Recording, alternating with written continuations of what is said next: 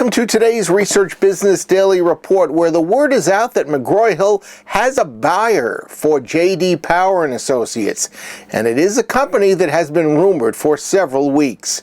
And that Microsoft is suing the US Justice Department because it is demanding access to certain individuals' personal information and then denying Microsoft the right to inform those people that the government is probing them. RBDR is sponsored today and this week by KL Communications. Is your online community feeling even a little bit stale? Well, if so, KL Communications is ready to help you inject new life into your online community using the power of co-creation. We'll even give you a tip at the end of today's report about how you can make that work even better for you. For $1.1 billion, McGraw-Hill has entered its ownership of J.D. Power and Associates, which it acquired for an undisclosed sum back in 2005. The buyer, which has been rumored for several weeks, is China-based XIO Group, a self-described global alternative investment firm established back in 2014. It is headquartered in London, and it has $5.5 billion in cash reserves. The XIO Group website listed 7 key sectors of interest to the organization.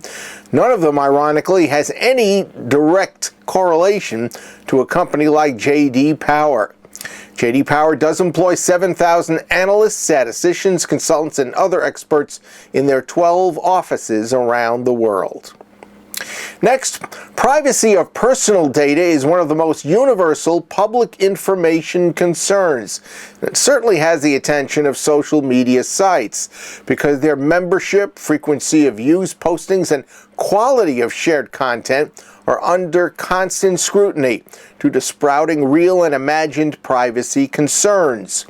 Now the U.S. federal government has been pushing companies more and more to gain access to important personal data from members of those companies.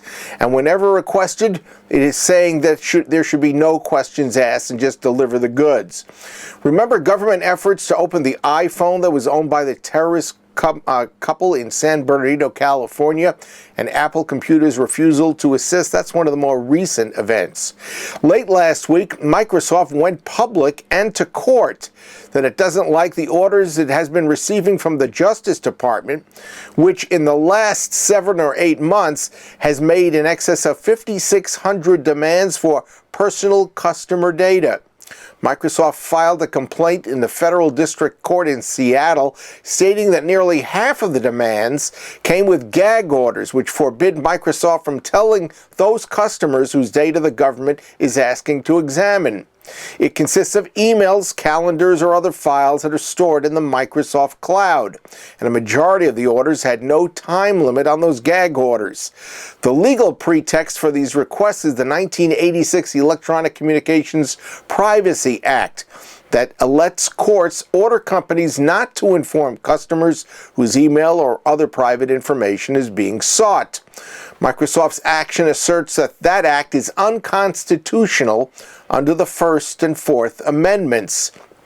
And Microsoft's action says specifically that people do not give up their rights when they move their private information from physical storage to the cloud.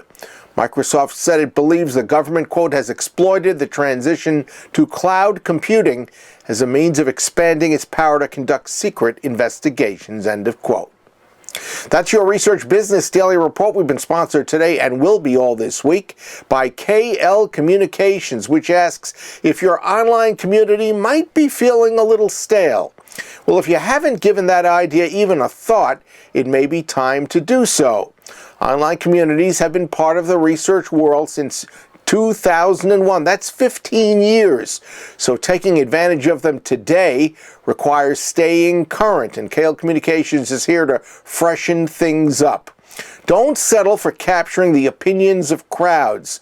Tap into the wisdom of those crowds.